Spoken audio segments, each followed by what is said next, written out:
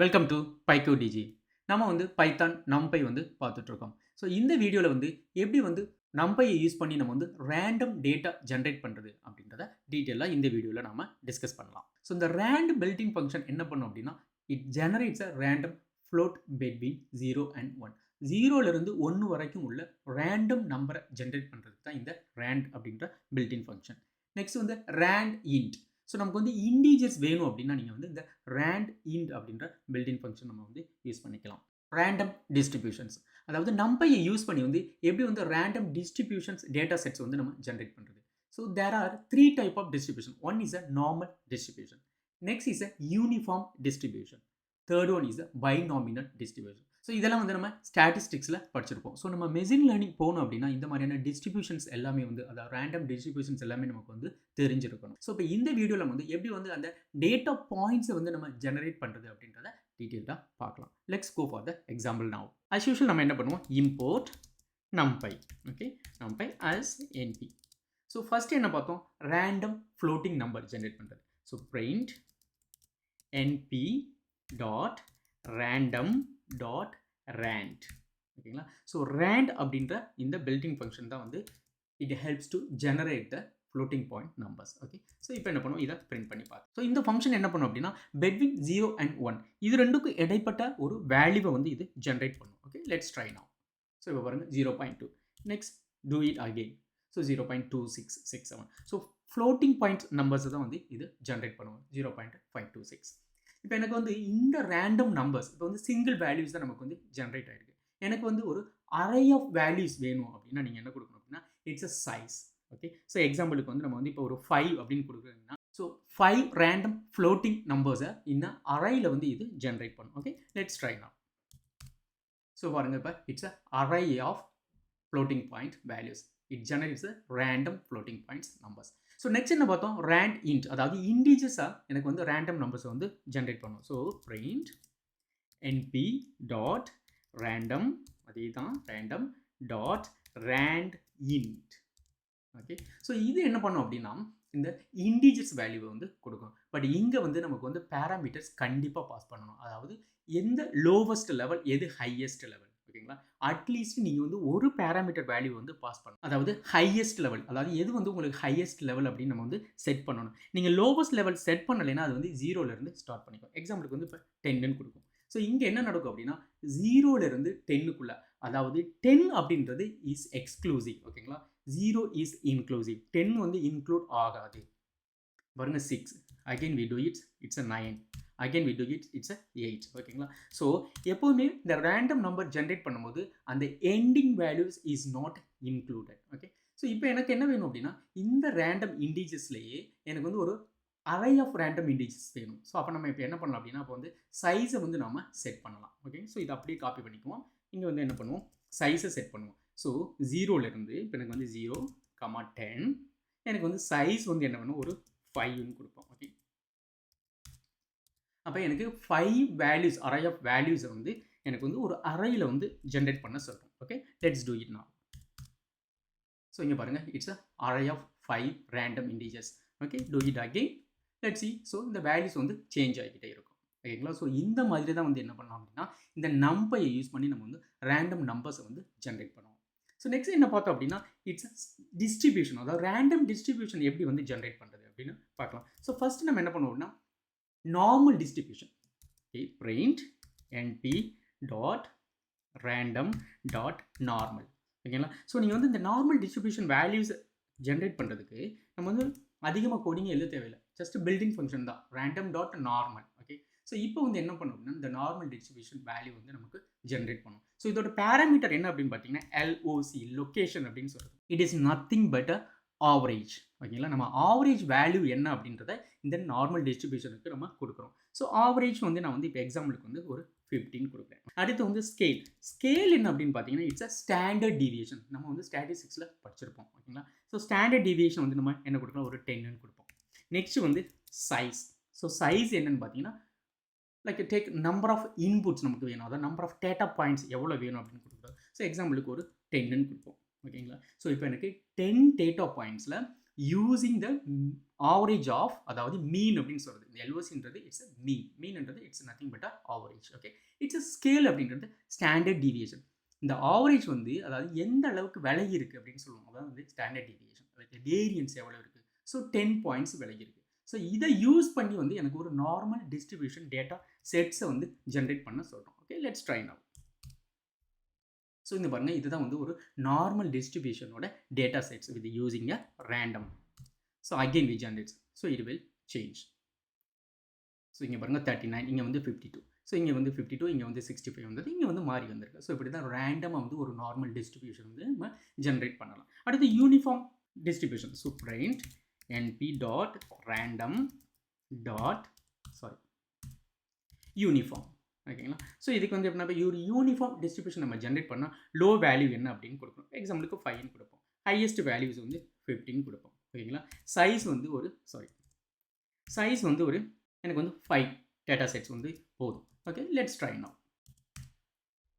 So இங்கே பாருங்கள் 5, 13, 9, 11 points and 2, 7 points. So இந்த மாதிரி தான் வந்து இந்த ரேண்டம் டிஸ்ட்ரிபியூஷன்ஸ் வேல்யூஸ் வந்து நம்ம வந்து ஜென்ரேட் பண்ணுறோம். இதே மாதிரி தான் வந்து என்ன பைனாமினல் டிஸ்ட்ரிபியூஷன். ஓகே, ஸோ இப்போ என்ன பண்ணோம் அப்படின்னா இந்த வேல்யூஸ் வந்து பார்த்தீங்கன்னா ரேண்டம் நம்பர்ஸ் எல்லாமே வந்து ஒவ்வொரு டைமும் நம்ம எக்ஸிக்யூட் பண்ணும்போது நமக்கு வந்து டிஃப்ரெண்ட் வேல்யூஸ் வந்து நமக்கு வருது. எக்ஸாம்பிளுக்கு இப்போ இதெல்லாம் ஹைட் பண்ணிக்குவோம்.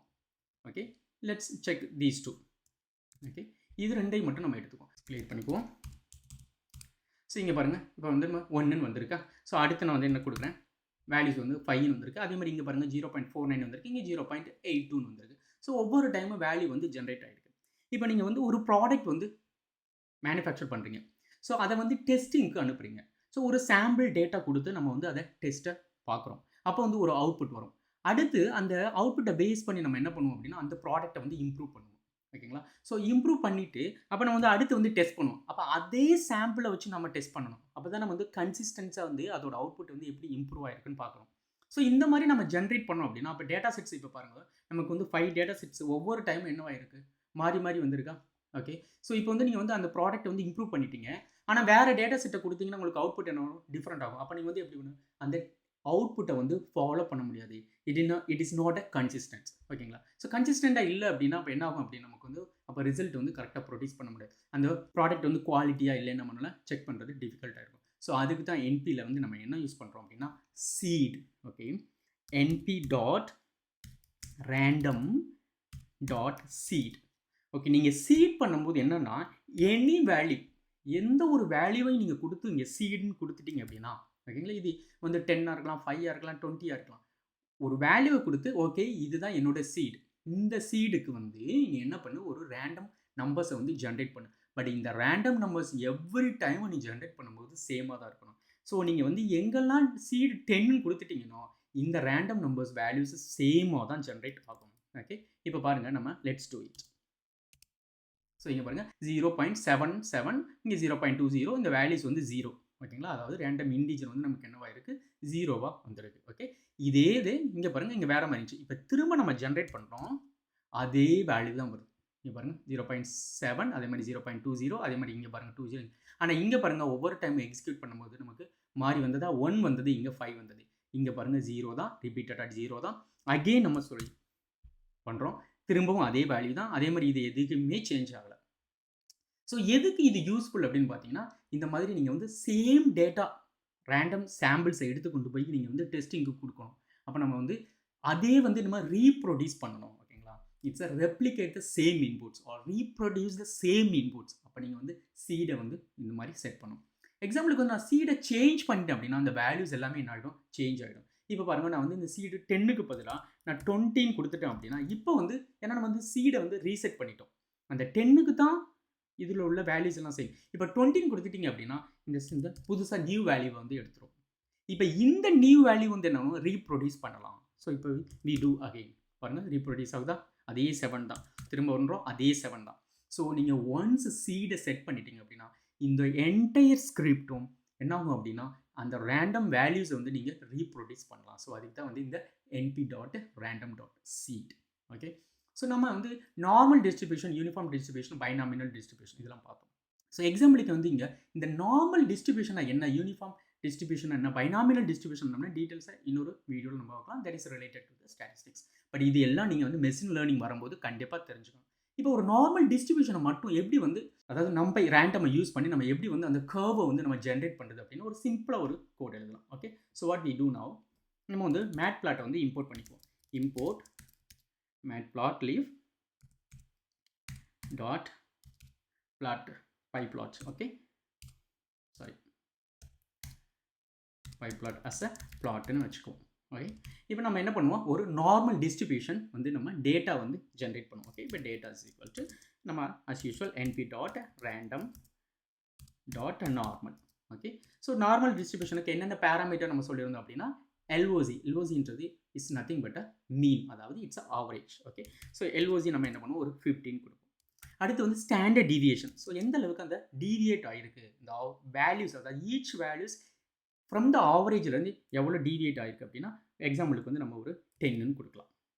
ஓகே, நெக்ஸ்ட் வந்து நம்ம என்ன சொல்லியிருக்கோம், இது வந்து ஸ்டாண்டர்ட் டிவிஷன், அதாவது ஸ்கேல் அப்படின்னு சொல்கிறது. ஓகே, பேராமீட்டர் வந்து ஸ்கேல் இஸ் ஈக்குவல் டு இப்போ 10ன்னு கொடுப்போம். அடுத்து வந்து சைஸு, எவ்வளோ டேட்டா இன்புட்ஸ் நமக்கு வந்து சாம்பிள்ஸ் வேணும் அப்படின்னா ஒரு 1000 கொடுக்கும். ஸோ இப்போ வந்து நம்ம டேட்டா எடுத்தாச்சு.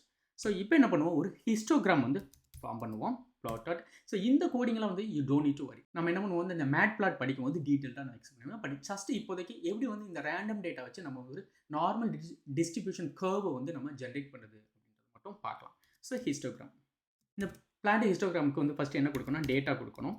ஓகே, அடுத்து வந்து இதோட டென்சிட்டி, அப்புறம் வந்து பின்ஸ். ஸோ ஃபஸ்ட்டு வந்து பின்ஸ்னால் பார், அதாவது பார் எத்தனை பார் எனக்கு வேணும் அப்படின்ட்டு ஒரு 30 பார் வேணும், பார் சார்ட். ஓகேங்களா, அடுத்து வந்து இதோட டென்சிட்டி வந்து என்ன அப்படின்னு கொடுக்குறோம். ஓகேங்களா, ஸோ டென்சிட்டி வந்து 2ன்னு கொடுங்க. அடுத்து வந்து ஆல்ஃபா என்னன்றது என்ன அப்படின்னா, அதாவது அதோட டிரான்ஸ்பரன்சி, அந்த ஒவ்வொரு பாரோட டிரான்ஸ்பரன்சி எப்படி இருக்கணும் அப்படின்னா 0 to in between 0 to 1 நம்ம வந்து என்ன பண்ணால் ஒரு 0.6ன்னு கொடுக்கலாம். ஓகே, நெக்ஸ்ட் வந்து கலர் கோட் வந்து, அதாவது ப்ளூவா ஒயிட்டா பிளாக்கா அந்த மாதிரி. ஸோ அந்த பாரோட கலர் கோட் எப்படி இருக்குன்னா நம்ம ப்ளூ, அதாவது பின்னு கொடுத்துக்கலாம். ஸோ இப்போ வந்து ஒரு ஹிஸ்டோகிராமை நம்ம வந்து செட் பண்ணிட்டோம். ஓகே, இப்போ plot dot X label. Okay, X label வந்து நம்ம வேல்யூன்னு கொடுத்துக்குவோம், வேல்யூ. அடுத்து வந்து ஒய் லேபிளை செட் பண்ணுவோம், பிளாட் டாட் ஒய் லேபிள், அதை வந்து ஃப்ரீக்வன்சின்னு வச்சுக்குவோம். ஸோ அடுத்து வந்து இதுக்கு வந்து ஒரு டைட்டில் செட் பண்ணுவோம். So plot dot title. Okay, so title நமக்கு வந்து என்ன, it's a normal distribution. Okay, sorry, normal distribution with average வந்து என்ன, அதாவது மீன் வந்து எவ்வளவு, நமக்கு மீன் வந்து 50 அண்ட் ஸ்டாண்டர்ட் டிவியேஷன், அதாவது STD. ஸ்டாண்டர்ட் டிவியேஷன் நம்ம என்ன கொடுத்துருக்கோம், 10 கொடுக்குறோம். Using sample of 100. ஓகே, நம்ம வந்து சாம்பிள் வந்து எவ்வளோ கொடுத்துருக்கோம், சாரி 1000 சாம்பிளை வச்சு நம்ம வந்து இந்த ஹிஸ்டோகிராம் வந்து, அதாவது நார்மல் டிஸ்ட்ரிபியூஷன் வந்து ஃபார்ம் பண்ணுறோம். இப்போ என்ன பண்ணுறோம், plot dot show. Okay, so இதை இப்போ எக்ஸிக்யூட் பண்ணோம் அப்படின்னா நமக்கு ஒரு நார்மல் டிஸ்ட்ரிபியூஷன் பார் சார்ட் வந்து நமக்கு கிடைக்கும். Okay, let's try now. So எப்போயுமே நார்மல் டிஸ்ட்ரிபியூஷன் என்ன அப்படின்னு பார்த்தீங்கன்னா இட்ஸ் அ சிமெட்ரிக்கல் ஷேப் அப்படின்னு சொல்லி, அதாவது ஒரு பெல் ஷேப்பில் இருக்கும் அப்படின்னு சொல்லுவாங்க. ஓகேங்களா, ஸோ சிமெட்ரிக்கல் என்னென்னு சொல்லுவோம் தமிழ் அப்படின்னு, லைக் சமச்சீரானவை.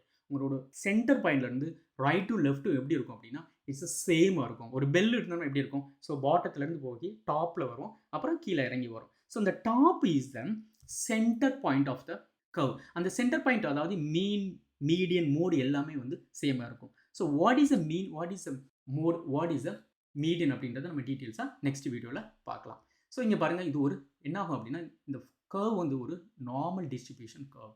ஸோ இது ஒரு பெல் ஷேப்பில் இருக்கும். இப்படி நீங்கள் ஸ்டார்ட் பண்ணிங்க அப்படின்னாவே ஒரு மேலே ஏறி அது இருக்கும். ஓகேங்களா, ஸோ இதுதான் வந்து என்ன அப்படின்னா it's center value, mean of 50.